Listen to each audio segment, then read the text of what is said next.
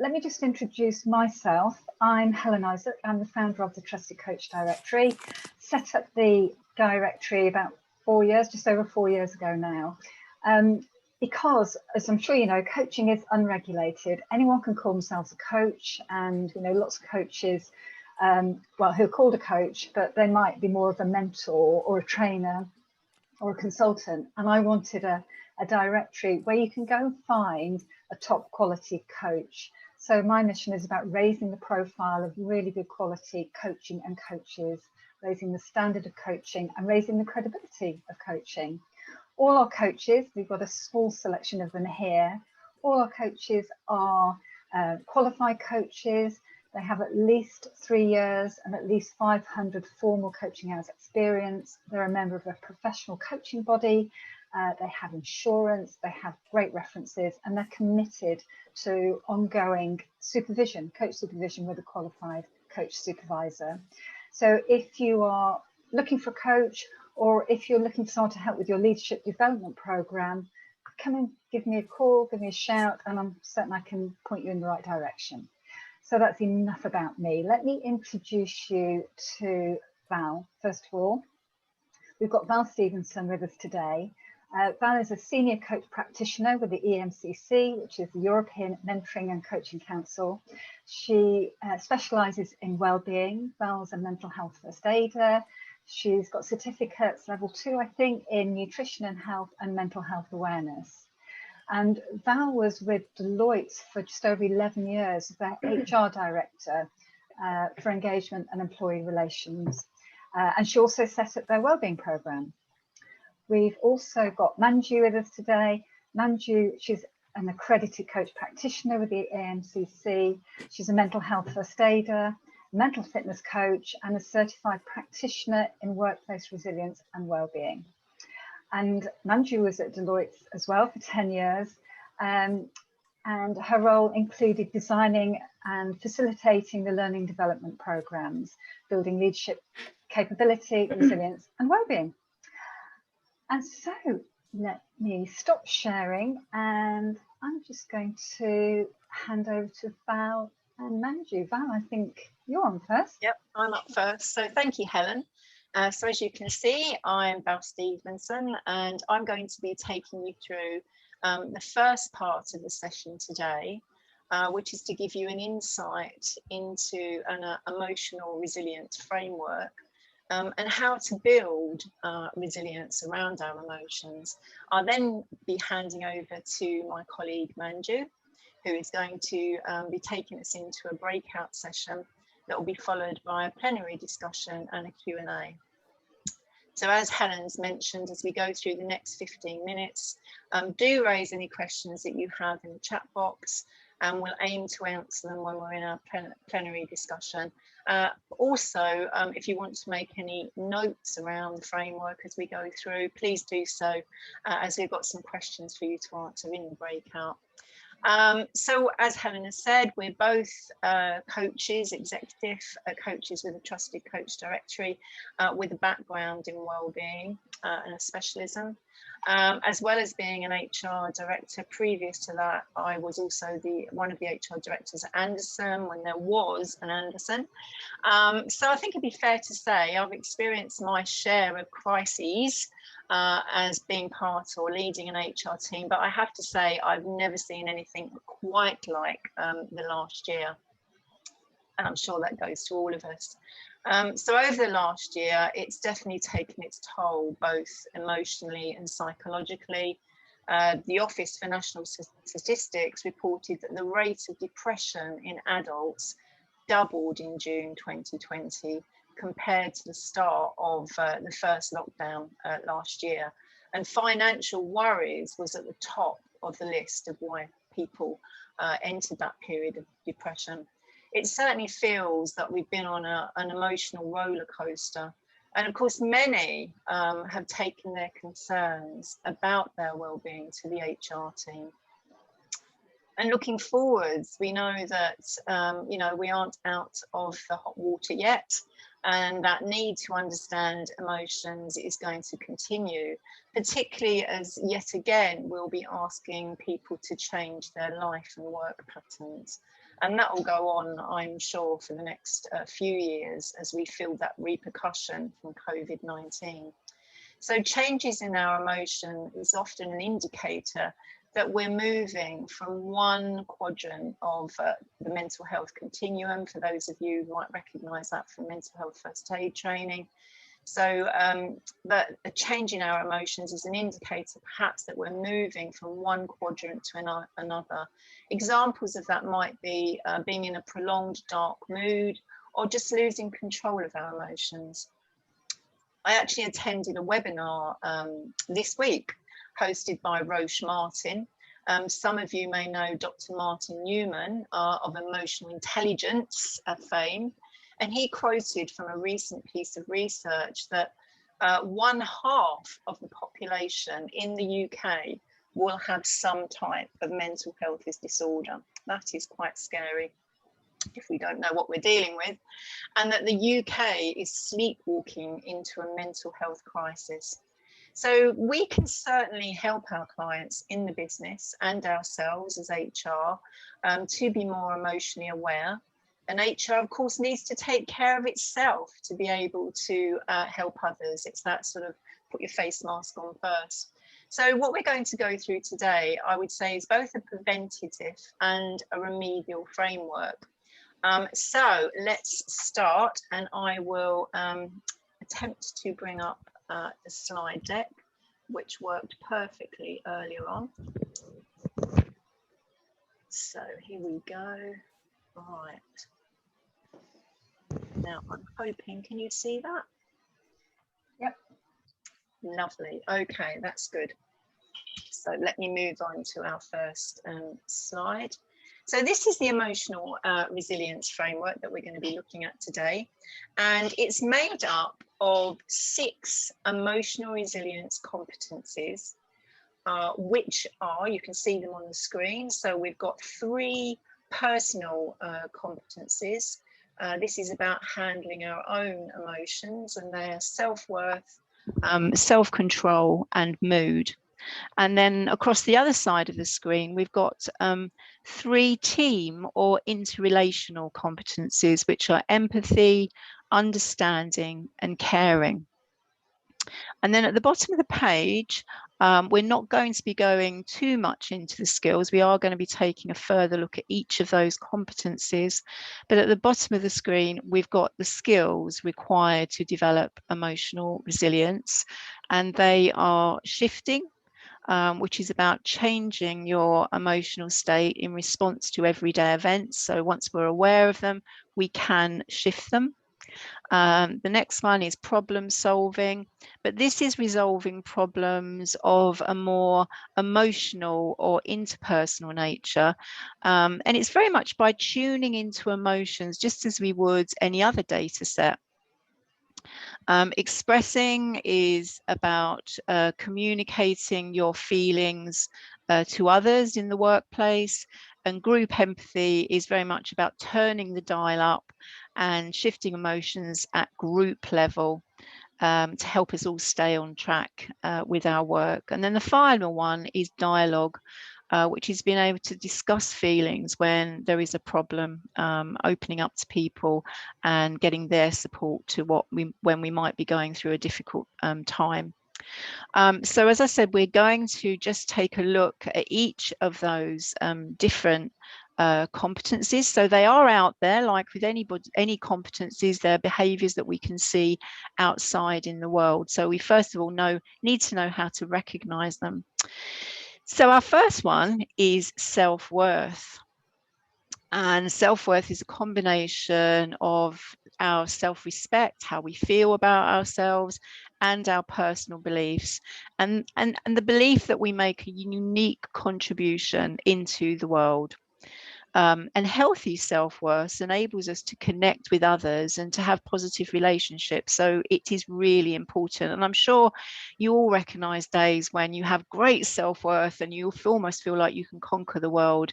And then somebody sells something and you go into that rumination about, oh my God, I'm terrible. So it's very easy. We're sort of always on that balance of self-worth.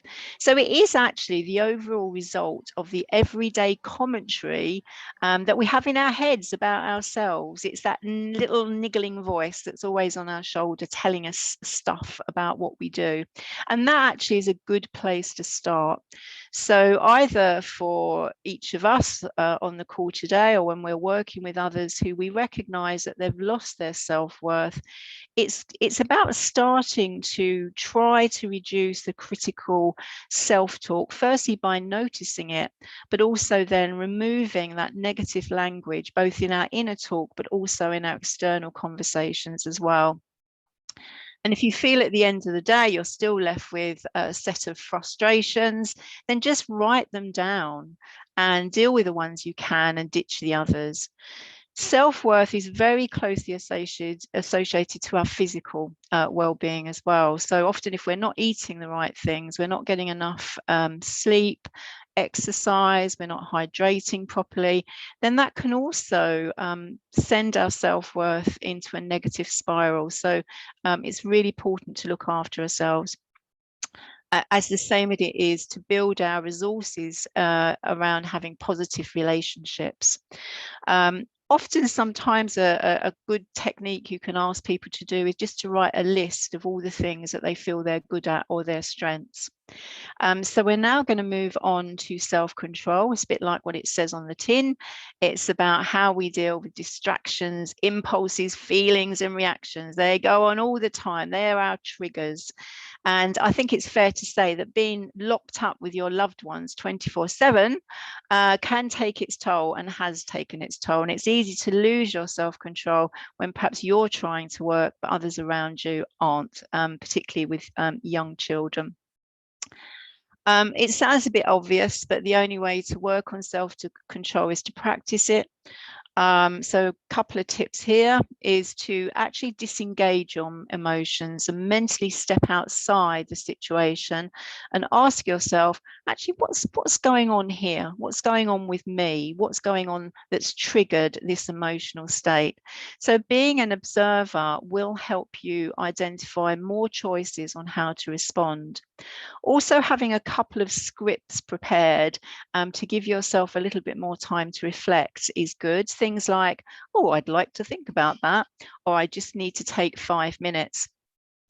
And an interesting fact from neuroscience is that our amygdala, which is the storehouse of our emotions, actually takes 20 minutes to calm down. So when it's flooded with emotions, we feel that we're about to explode emotionally, it will take 20 minutes just to calm down. So that but advice of walking around the block is often a very good one.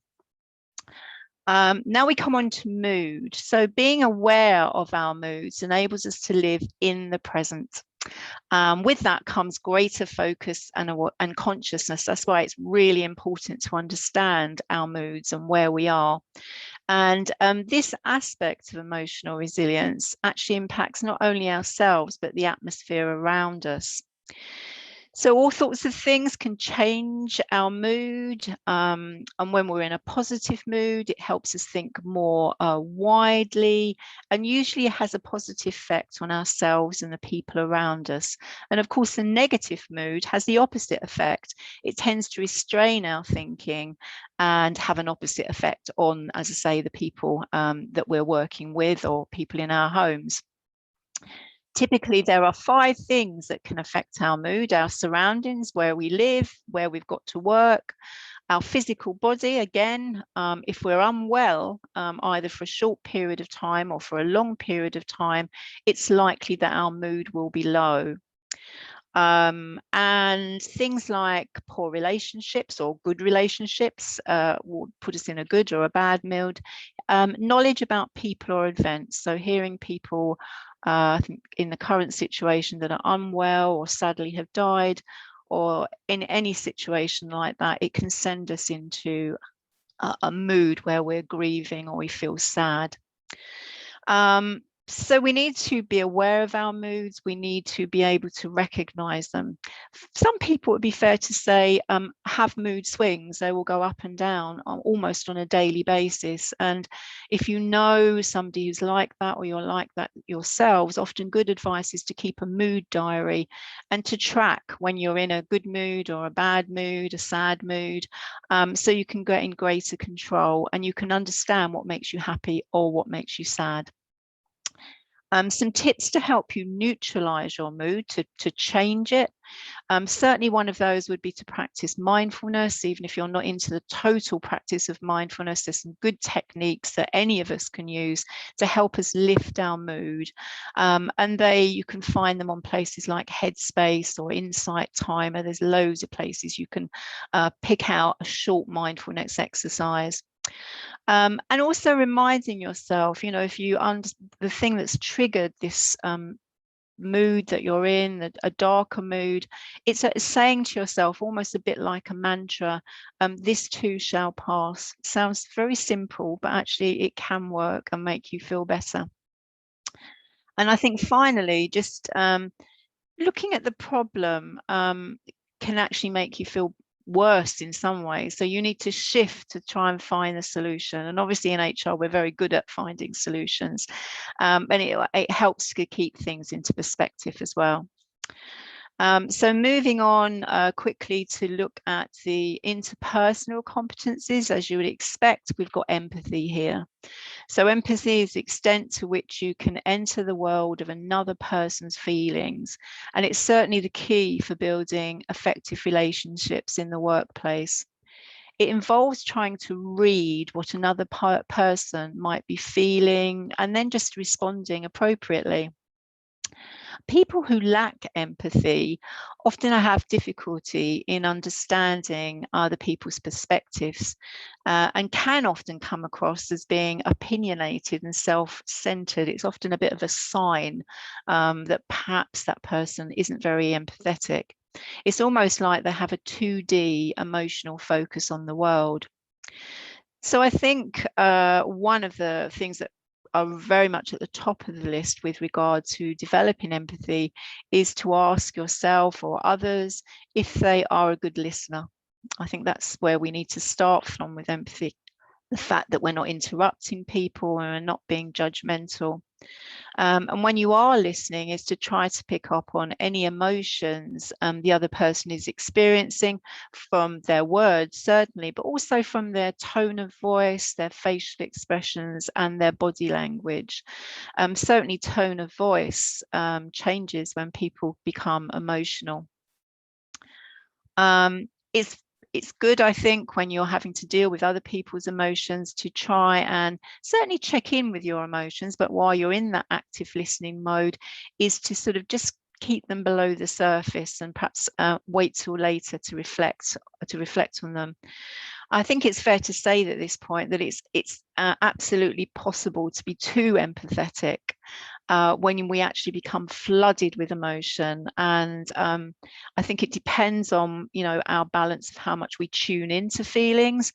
But if you know you are you can over empathize with people, it's good just to sort of try and keep that in check, because otherwise you end up taking all those people's emotions onto yourself. They transfer. So we now come on to the second of the interpersonal relationships, which is understanding. So understanding is in a work context. It's not necessarily learning about every single thing about somebody's personal life, but it's being aware of your colleagues in the workplace. It's a bit harder these days when we're all working remotely, but to understand their working styles, their strengths, what they need to develop, their attitudes and views. I always think this is good advice for line managers. Understand your people. Find out what they're good at, what their interests are. And obviously, if they do have some personal concerns, then, you know, that might be a place where you need to understand them. And this is not a pink and fluffy thing. A lot of research has been undertaken about what does understanding bring into the workplace, and it actually builds a stronger team and safety and trust. It's like that psychological safety we're hearing a lot about at the moment. If people understand each other, you're more likely to have psychological safety amongst your teams. So, you know, the thing I'd like to pass on to all lines managers is for them to ask themselves, what do others need to know about me and the way I like to work? What do I hope and expect to get from others in my team? And what do I find challenging about working in this team? And that in itself can build that very important understanding. So then we come on to the final competency, which is caring, sort of a sister or brother to understanding. So caring is very much about the way you treat others, hopefully with kindness and respect. And again, caring is one of the behaviours that indicates an outstanding team rather than a mediocre one. It certainly transcends hierarchy and authority, and it usually involves frequent actions, small frequent actions, rather than one big behaviour. And it's just simple things like saying thank you, acknowledging a job well done, or offering to help people out, or just giving recognition. And I think the reality of working in a team is that we will have differences. We're all human, we will make mistakes, and we will get emotional at times, but it's about engaging with team members and working out what needs to be done, you know, rather than certainly leaving people out in the cold. So I think tips for, you know, developing more resilience around caring is having more caring actions, which are quite simple, but they're not always present in the workplace. I think very much associated with this is about expressing gratitude to people. And expressing gratitude is associated with, again, better physical health and optimism, which is a real good indicator for long life, actually, let alone more successful teams. So that brings me to that very whirlwind introduction to the emotional resilience framework. So hopefully you got some tips and techniques from that. So I'm now going to hand over to Manju, who's going to take us into a breakout discussion. Thanks very much, Val. So what I'm just showing you here is really some of the things that we've come across with the clients that we've worked with, and what we've recognised in terms of the changing role of HR teams. And what you can see here is just a sample of personal stories and experiences that we've taken from the CIPD and people management websites, which was just a few months ago. And as you start to read those comments, it was interesting to see what you've resonated with yourselves, what have been your personal experiences. And there's certainly something that we've come across, is that there's just been a lot of demands and a lot of expectations placed on HR teams as a result of COVID, the impact of that. And just this kind of overwhelming feeling of intensity and pressure, and also some of the things that Val's been talking about, perhaps kind of, you know, empathy related stress or compassion fatigue, for example.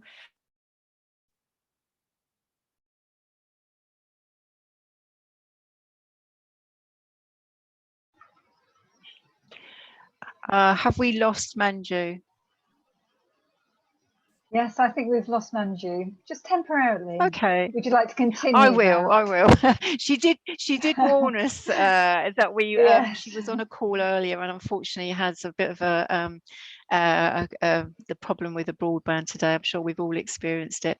So as Manju said, this sort of sets the background, the context of what I think what many people in HR have been experiencing. So what we'd like you to do now, with the background of the framework and also what you know about your teams, we'd like you to take you into some breakout discussions. So we've got a couple of questions that we'd like you to think about and to bring into your breakouts. The first one is just reflecting back over the past 12 months. You know, what are the challenges that you and your HR teams have faced? And then secondly, using that ER framework that we've just been through, how can you build emotional resilience in your team? Or do you think it's present already? You know, through coaching, you know, coaching as a manager, coaching as a coach, and encouraging self-care. So I'm going to hand back to Helen in a bit. Just a tip here, and I'm sure you've all done it before. If you want to just take a photo of those questions, then you can take those into your breakout room, or just sort of quickly take them down. So Helen, would you like to put us into breakout rooms, please? Yeah, certainly will do. And 15 minutes, you were saying, Val? Yes, please. Sorry, yes, 15 minutes. Yeah, I just wanted to double check. Yeah. So you're in groups of 3s or 4s. So yeah, I will press the button now. So see you back shortly.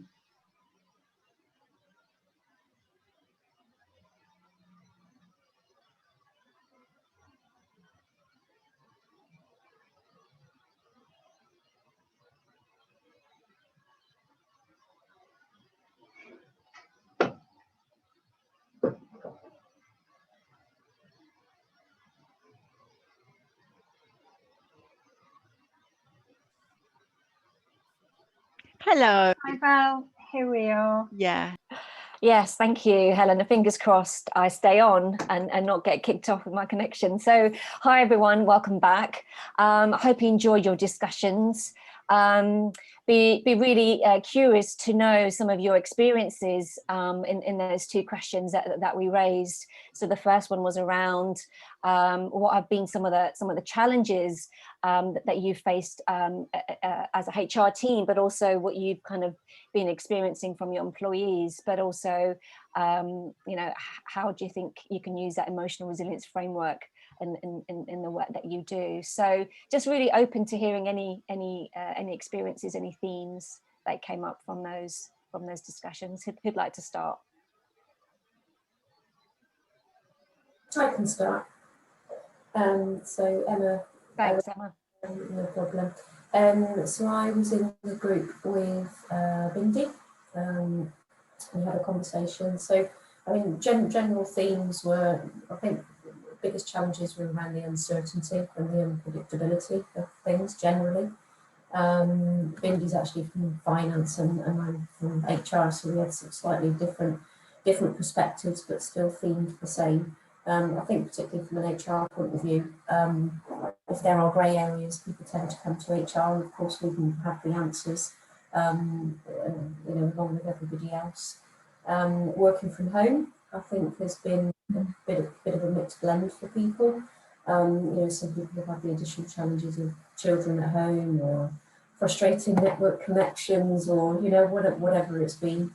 And obviously it happened overnight as well. So, you know, Bindi was talking about, you know, kind of her and her team just sort of threw themselves into it, thinking that it, you know, it was going to be sort of a limited period of time. And then obviously as things went on, they started to then introduce some structure, set up a WhatsApp group, you know, just to sort of, how are you today? I'm logging on now, you know, just grabbing a coffee and I'll be on the call. So trying to sort of bring in some of that more sort of social aspect. And I think that's another challenge related to working from home, is that social aspect is obviously quite limited.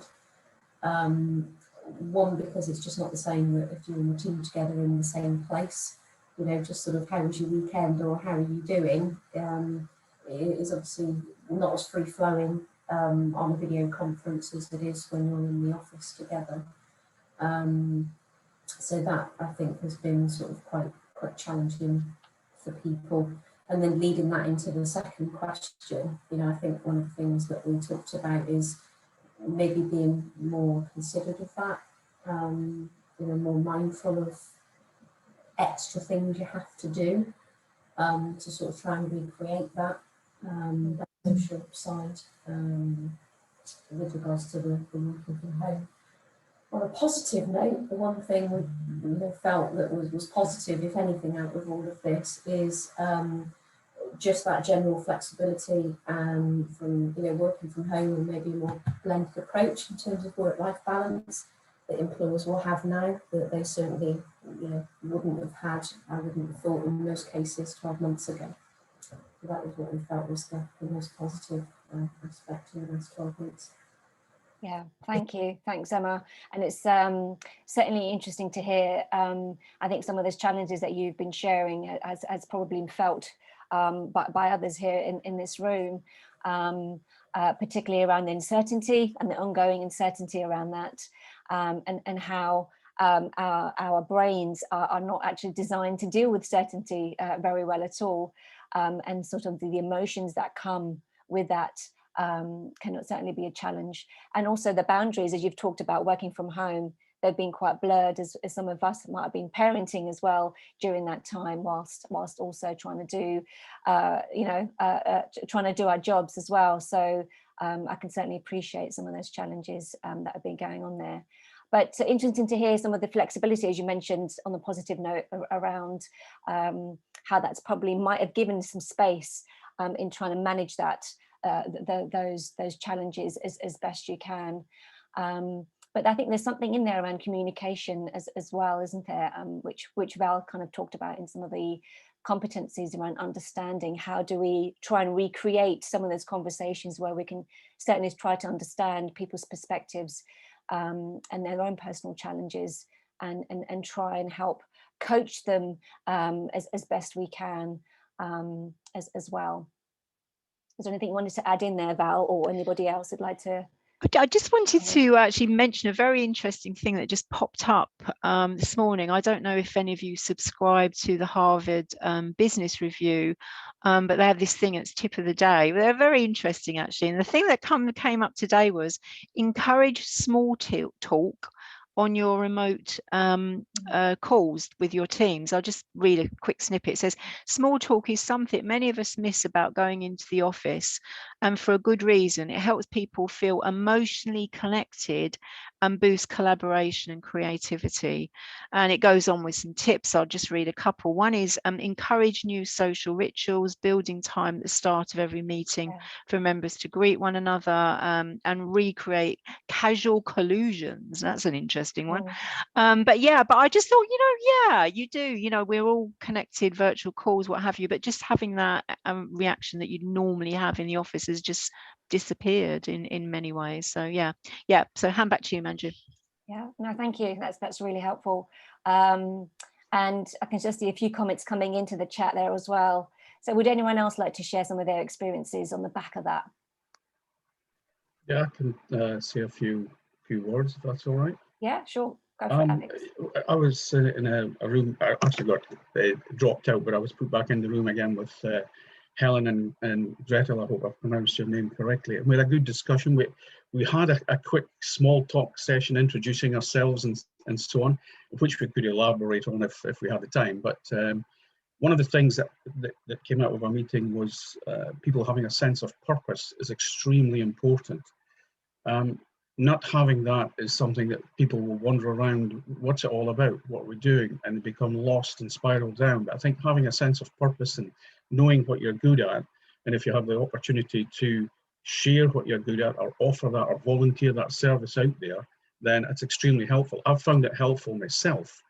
And some of the things that I've done in the past sort of it gave me a kind of foundation to have the resilience for the pandemic, because I work overseas predominantly. I'm in and out of work in different locations and different diverse communities and so on. And so I have learned to adjust over the years to this turbulent kind of an environment. And so I've been in a slightly better position. But when I look at myself, I see the benefits that has given me in sort of some of the conversations I've had with my family, and whereas they are not as well prepared. And I can actually be a good listener and also just help to tease out what it is that they enjoy doing and sort of try try and channel that in as part of their daytime activities, set themselves goals and that sort of thing. So, and I think that's important. If you have a skill set like that, then if you can share it or you can draw it out, tease it out of people, because it is difficult when you're isolated. Especially, you know, my other sister lives on a farm, so she's extremely isolated. But her gardening skills have greatly improved. So she's doing all right now. Yeah, thanks, Alex. I really like some of the things that you're kind of mentioned there, especially around purpose, but also I think it links into what Val talked about around self-belief and self-worth. It really does help to support around some of those conversations around values and purpose, around, you know, what are you good at, what are you passionate about, what are your strengths. That kind of links into that positive psychology, doesn't it? And it does help to kind of remind ourselves of our own inner resourcefulness when we do have those questions, I think. Some really great points there. And thanks, Gretel, for your comments that you're just putting into the chat around something about helping each other to experiment as we're in such an unusual situation. So yeah, it's just a chance to try things out around what are we capable of when we kind of tap into some of those aspects of ourselves. Any other comments coming through?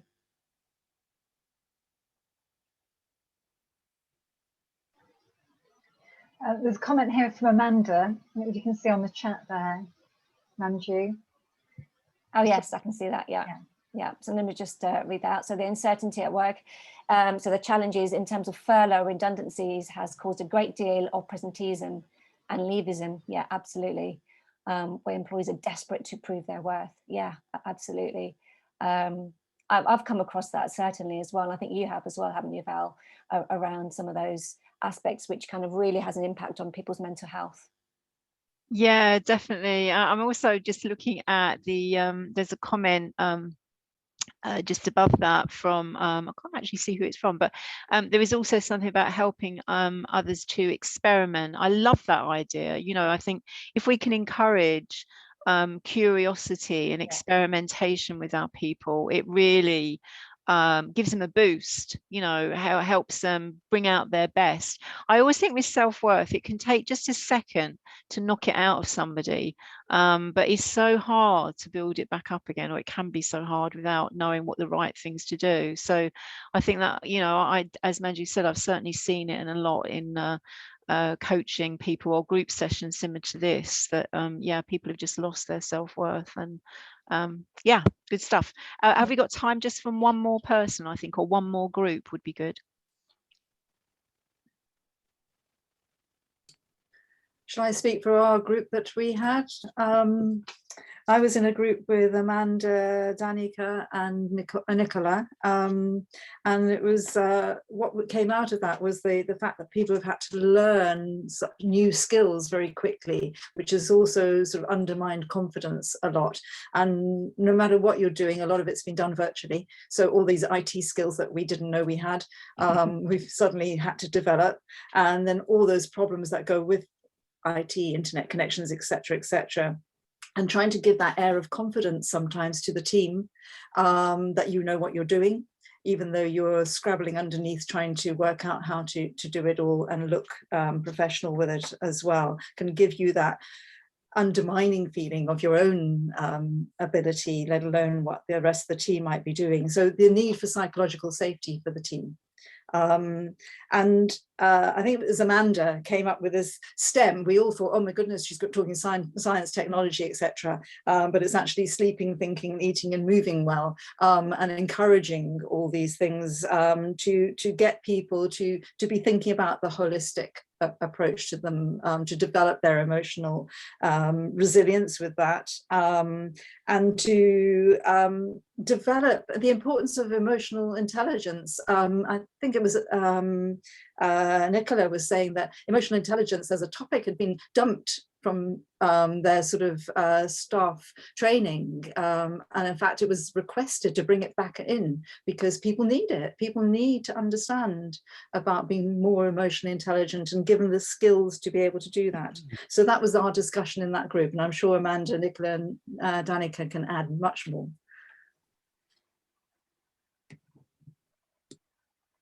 Can I just say on the emotional intelligence front that I delivered some training events on emotional intelligence in Australia, in Victoria, and the C-suite level, the CEO, the directors thought that this was such a powerful sort of content within that training environment that they actually shared it with other regions, and it's now migrated from Victoria up to New South Wales. So the value and worth has really been accepted in certain quarters. But like you say, it is, I think, a failure in some of the other organisations whereby they have allowed it to drop away, because it does have a direct impact on people's ability to perform and feel that they are part of a working environment and ownership. If that's taken away from them, then I think that's a real shame, a real bad failing in an organisation. Mm. Yeah. No, thank you both for that. And Alex, that's great to hear. I mean, I always think understanding your own emotional intelligence and the impact of it should be mandatory. I do think emotional intelligence should be mandatory training, along with money laundering and all the other stuff organisations throw at us and make us do. And listening to the power of the talk that Martin Newman did earlier in the week, how it can help us understand what's going on with people at the moment, which is what that call was all about. So if you do have any associations with Roche Martin, I get back in touch with them, because they're offering some really good stuff out there at the moment. Just before I hand back to Helen, I just wanted to briefly say on behalf of Manju and myself to thank you all for joining in and participating this morning. And if you'd like the session today, we are going to offer some more and advertise them on the Trusted Coach Directory, where we'll go into a bit more depth. I mean, hopefully today has given you an introduction, given you a flavour, but if you know other people, we will be offering some events out soon. Anything more, Manju? Anything we'd like to say? I think you've said it really well. I think the only thing I was going to add in there is around kind of getting quite granular with our emotions can be really helpful in terms of supporting line managers and any teams that you support. So anything around asking questions around, what's the cause of the emotion? What is it that I need to put in place that's going to help me here? Can be really helpful for them to kind of create that healthy distance without feeling locked down or having that rigidity with emotions is helpful. So and those kind of coaching questions can really be helpful. And somebody's just asked in the question, Martin Newman, a question mark. He actually developed the emotional capital inventory, or I think it's more likely referred to today, emotional capital report. And Roche Martin are the company that own it. So if you want to know more about that, you can, I'm sure if you Google it, it'll come up. So I think that's all we've got time for, sadly. It is, I'm afraid.